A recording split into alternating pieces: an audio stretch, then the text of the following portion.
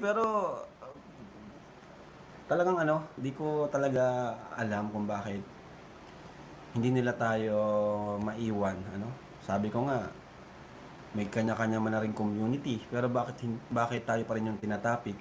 Kung talagang, tama kayo, mali kami, magaling kayo, kami hindi, edi just leave us alone, 'di ba? Focus on your craft, no? Yung sa sarili mo, hindi yung sa amin. Kasi mas magaling pala kayo sa amin, pero bakit hanggang ngayon sa amin kayo nakatingin? 'Di ba? Yun na nga sinasabi nyo, mali kami pero kayo magagaling. Pero ba't hanggang ngayon hindi nyo kami maiwan? No? Real talk lang tayo, guys. Good morning. Isang mapagpalang araw po muna sa lahat. Isang magandang umaga, tanghali sa lahat ng mga viewers natin. No? So dito nga po tayo ngayon kay Kalinga Prab, mga balbas natin. No? So dito nga ay marami siyang mga sinabi dito sa live. No? Mensahe niya tungkol doon sa mga nagiging anti-kalingap na ngayon na ang topic ay sila pa rin or ang kalingap pa rin, mga balbas. No? So ito ay hindi lang talaga maintindihan ni Kalinga Prab kung bakit, no? So nagsalita siya rito kung bakit nga ba binalik-balikan nila at bakit nga ba itinatapik nila, no? So dito ay nagbigay siya na ng advice or payo or something like na parang, di ba, bakit kailangan nyo na kami pa rin ang magiging topic nyo, no? So yun nga, ang sinabi nga ni Kalinga Prab ay umalis kayo, create your own craft, no? Ayun yung sinasabi, ibig sabihin kumuha at 'di ba meron na nga kayong bagong community ay dapat or team doon na kayo, no? Doon na kayo mag ano ba ang inyong gagawin diyan sa pagcha-charity dahil hindi siya believe dito sa mga ito, no, mga balbas natin, no? So yun po yung mabibigyan natin ng reaction. So sino nga ba mga tumitiwalag, mag-comment mo kayo, mga balbas na dating kalingap, anti-kalingap, or sino nga, kasi meron na siyang binigay or 'di ba, although na hindi siya nanonood, mga balbas, hindi siya nanonood sa mga vlogs na mga ito dahil negativity, no, mga pagbabash or something like na hindi maganda ang binibigay nilang reaction or binibigay nilang words of para sa kalingap, no. So ginagawa niya, may bago siyang slogan. Ano ba ito, mga balbas natin? So one family or one kalingap and anti-kalingap. So nabigyan ng slogan ito, mga balbas, na one kalingap anti-kalingap, one family, no. Yun. Pero pabiro lang naman yun yung sinasabi ni Kalinga Prab, no. So dito nga po ay marami siyang binanggit din, no. Although lahat at kahit nga sa mga nagre-react sa mga balbas na marami ang mga nag-anti-kalingap na sinasabi na yung mga reactor dito sa kalingap tulad nila Sir Julay Paunil, si Mambopil, sila Barciano, no. Ang dami niyang binanggit na idiniin niya, no, na itong mga ito ay talagang nakatulong, malaking tulong since day 1 or ng pagbablog ni Kalinga Prab, no, season 1 ay nandyan na sila, no. Ito pinaka hina-highlight siya dito ay Sir Julay Paunil, no. So ito kasi nabasa siya mga nakaraan or may narinig siya na panood na ganun po ang binigay na kumbaga, di ba, pagbibigay ng pangit na words of spam dito, parang sinasabi kasi doon, no, na walang kwenta itong si Julay Paunil, ay walang ambag sa kalingap yung sinasabi, no. So pinagriinan at ito ay hindi kumbaga, di ba, sinabi dito tahasan sinasabi ni Kalinga Prab na mali, no. So ito po yung mga sinasabi niya at meron pa pong dagdag dito, mga balbas, at napakagandang mensahe ito, no. So ano yun, kaya abangan natin ito, no. So at sabay-sabay natin panoorin. Ito po yun, mga balbas. Black sheep of the Basta tayo, tagumpay tayo, guys. May pabahay tayo, tuloy-tuloy yung pabahay natin. Mga pamilyang nababago natin yung buhay. Ayan na lang natin kung hindi nila nakikita yun, ano. Basta ako na-appreciate ko yung mga nandito na yun talagang na-appreciate yung ginagawa natin, na pagtulong na pabahay sa pamagitan ng ating pag-vlog,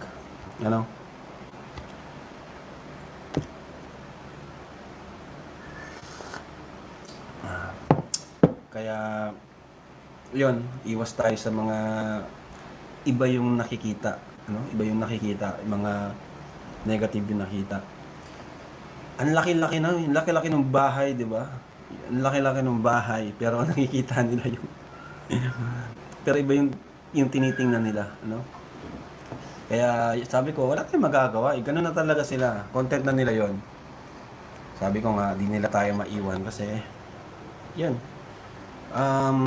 wala naman kasi silang ibang pwedeng puntahan, no? Kasi wala, kalingap talaga sila eh. Kahit antay sila, kalingap pa rin sila.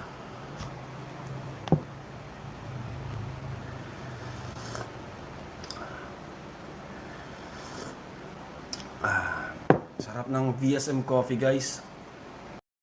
So narinig natin po mga kalingap mabalbas natin. So ito nga ay parang nagsasawa na si Kuya Rab dito no sa syempre 'di ba? Kaya nagbigay na siya ng slogan. Pero ang ginawa niya ngayong mga balbas which is the best no move ni Kalingap Rab ay hindi siya nagbabasa sa mga nagko-comment ng negativity, sa mga nagbibigay ng reaction na negative no. Focus lang siya sa kanyang ginagawa no. Ito pa nga ay parang 'di ba? Nagtatanong siya kung bakit hindi nyo ba nakikita yung mga pabahay namin no? Hindi nyo ba nakikita may bahay na binigay sa mga pagtulong sa beneficiary, hindi lang doon sa financial kundi mayroon pang pabahay no? Which is na bibihira lang ito makikita, dito lang nakikita yan sa Kalingap. Meron naman may mga kasama or may mga hindi gumagaya yung pareho dito kay Kalingap pero the best pa rin dahil merong 300 no mahigit na po ang pabahay ng Kalingap no. So yun nga ang problema lang, hindi ito nakikita ng mga anti-Kalingap, hindi nakikita ito ng mga nagbibigay ng mga negative. Sa kanila ay focus lang din sila sa mga negative kung ano ang mga naging mali ng Kalingap, yun po no. So inaamin naman ni Kalingap Rab na kung mali sila ay 'di ba bakit kailangan pang tuloy-tuloy pa rin sila no. Sige, kayo na ang tama, 'di ba? Kayo na magaling. Kami nang mali, sabi ika nga ni Kalingap Rab, pero nandiyan pa rin sila nagtatapik at mayroon siyang nabasa doon, nagkomento na mga balbas. So anong sinasabi doon? Eh kasi nandito kasi ang views no. So sa paraan na ngayon, kung halimbawa to practical na lang na yun, kasi di ba? Pag na-views ang yung nasa sakupan ay malamang pupuntahan ka talaga at itatapik ka topic no? Katulad sa atin na saan ba tayo dati no? So doon ay masabi ko talaga na syempre di ba nandyan, pero ako never akong nagbigay ng negative ano yung mali or di ba doon tayo sa neutral, hindi tayo pwede sabihin natin na magbibigay or invento na tayo ng mga words na yan or di ba anong ginawa or di ba yung parang kahit hindi naman nila ginawa gagawa ka ng paraan para magiging mali no or magiging paningin ng mga viewers na mali no, not for the sake na sa views yan o sa revenue no, hindi pa pwedeng ganun kasi yung iba kasi ganun ang ginagawa no. So kahit naman na anti-Kalingap na tumalawag sa Kalingap, inalis sa Kalingap at umalis na sa Kalingap at kinakalaban ng Kalingap, pero yung topic nila ay Kalingap pa rin no. Yung mga naging negative o ano man ang napupuna nila na di ba down ni Kalingap Rab, Kuya Val, ay doon sila kumukuha para kahit paano ay meron talaga silang views no. So yun po yung sinasabi dito ni Kuya Val ay kahit kay Kalingap Rab mga balbas speaking or di ba pag-usapan natin dito sa sinasabi niyang pabahay mga balbas no. So dito kasi may mga usapan yan dito tayo dumako tayo dito sa isang charity vlogger na naka-scout doon sa isang beneficiary, kunwari kay Beyonce or kunwari kay sa lahat no, kay Joy or lahat no. May sinasabi dito ni Kalingap Rab na meron pa lang pinag-uusapan no. So ito pala yun. Pag halimbawa na scout ng isang charity vlogger katulad nila sabihin na natin no, yung anti-Kalingap or yung tumiwalag sa Kalingap na si Dr. Love ay kung na-scout mo tapos na-vlog ni Kalingap Rab at nag-viral, meron daw silang pinag-uusapan dito no. Dito kay Kalingap Rab at dito kay sabi example halimbawa dito kay Dr. Love at kukuha tayo ng clips mga balbas no. So ganito kasi daw ang usapan. Ang usapan daw pala pag halimbawa natapos na yung pabahay kasi syempre di ba lahat ng mga beneficiary ni Kalingap Rab ay sure ball tayo na kung halimbawa hindi titiwalag ay yung beneficiary na ay magkakaroon na lang ng bahay. So example na lang, let's say dito kay Beyonce mga balbas no. So doon ay pagkatapos pala ng pabahay ay ito turn over yan no.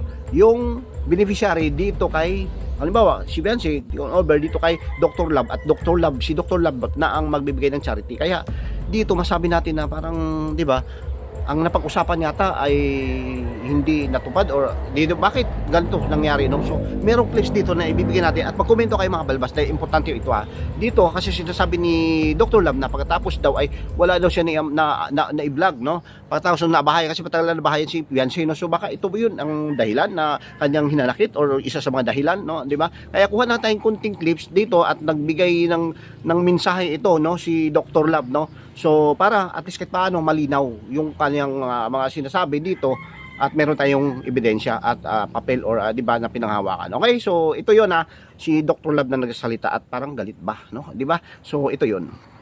Oh, malaki rin na itulong ni Doc Love kay Beyonce at obviously mahal ni Beyonce at ng pamilya si Doc Love. Pero on pa rin ang respeto niya. Ano? Ikaw una nag-vlog. O bakit mo pinasa? Pinasa! Kapalit, pag nabahayan, ibalik sa akin. Kailan pa nagbinigay ang bahay? Minari, sagutin kita. Kailan pa binalik ang binigay ang bahay? Ano? Sagutin kita. Kailan pa binalik ang bahay? Di ba last year pa? Nabinigay pa sa akin? Hindi ako scouter na si Raulo na magbibigay na walang usapang lalaki. Alam mo ba yon? Ang usapang lalaki namin, katulad kay Marian, sino unang nag-vlog yan? Di ba si Ram? Pagkatapos mabahayan si Marian, binigay sa akin. Kaya si Marian na sa akin hanggang ngayon. May views o wala, si Marian na sa akin. Si Beyonce, kailan binigay ang bahay? Yan ang usapan namin. Hindi mo alam yon? Ngayon magising ka na sa katotohanan. Nabahayan na. Dapat makapag-vlog ako, di man ko nagkipagkagawan eh. Kaso, hindi nga ako makablog eh. Di ba? Ang usapan. Pagkatapos mabahayan, ibibigay na sa amin. Di ba? Binigay ba? Si Marian isang patunay na pagkatapos mabahayan, binigay sa akin. Patunay yan. Million views din yan si Marian. Hanggang ngayon, may views o wala. Nasa akin ang sinari, pati pag-aaral na nila, nasa akin O bakit? Nanghingi ba ako? Para pampaaral sa kanila? Hindi. Sarili kong gas. Bahala na kayo dyan mga balbas, no? So yan ang pahayag ni Dr. Love at manghingi daw siya o nanghingi ba daw siya, no? So doon kasi may mga sinagot siya doon sa nag-comment, no? So galit ito, no? At pinadiinan niya talagang yun kanyang sinabi, babalbas natin, no? So pagdating naman dito kay Kalinga Prab ay wala na kung saan naman ito mga balbas, no? So ang sa atin lang ay binigyan natin ng pagkakataon na makapagpahayag ito si Dr. Love at magsasabi at makapagsalita dito kahit kunting clips video, no? So dito naman kay Kalinga Prab ay hindi at siguro, no, the best thought po talagang kanyang ginagawa, no? So sinasabi niya dito na marami niyang sinabi na hindi siya nagbabasa ng mga negative at hindi siya nanonood sa mga negative na ngayon, no? So which is ang focus lang niya ngayon ay sa mga beneficiary na tinutulungan, sa mga pabahay at sa mga darating pa na pagkakataon na magkakaroon ng panibago o di ba? Kasi ang kanyang talagang tahak o yun niya tahak na landas ay at goal niya ay ang matulungan ang mga nangangailangan, mga balbas na mga beneficiary na yung talagang karapat dapat na tutulungan mga balbas, no? So yun lang po ang atin sa ngayon, no? So live ni Kalinga Prab kagabi, pwede kayong manood din doon sa full video nandun po sa Kalingap Tahanan mga balbas, no? So yun po at hindi na tayo magpapaligoy-ligoy at mamaya may bibigay ulit tayo ng update. Okay, subscribe, like, yung mga hindi pa nakapag-subscribe, syempre hit na nyo ang notification bell button para at least paano ay updated kayo sa ating mga video uploads mga balbas natin. So yun lang po, isang mapagpalang araw-araw, gabi, hapon sa lahat. Thank you, God bless at mag-iingat po tayo palagi. Bye bye.